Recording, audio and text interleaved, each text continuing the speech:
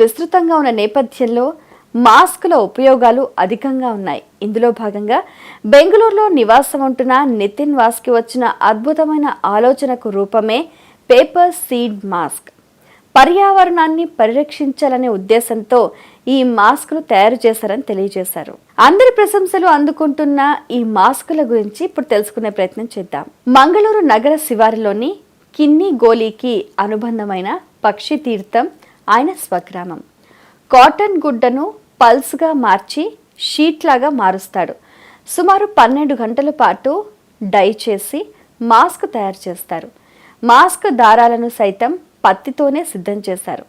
Cotton షీట్లో తులసితో పాటు 10కి పైగా ఔషధ కూరగాయల విత్తనాలను ఉంచారు.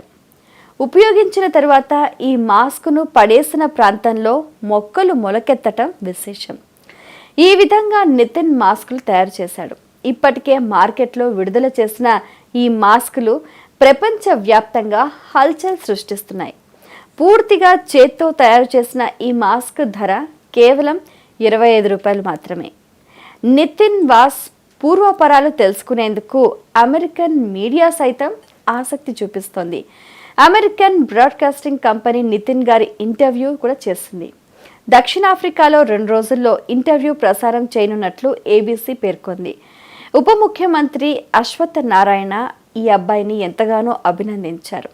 యునైటెడ్ నేషన్స్ ఎన్విరాన్మెంట్ ప్రొటెక్షన్ మాజీ డైరెక్టర్ సేవిన్ వి విట్టాడల్ ట్విట్టర్ ద్వారా అభినందించారు.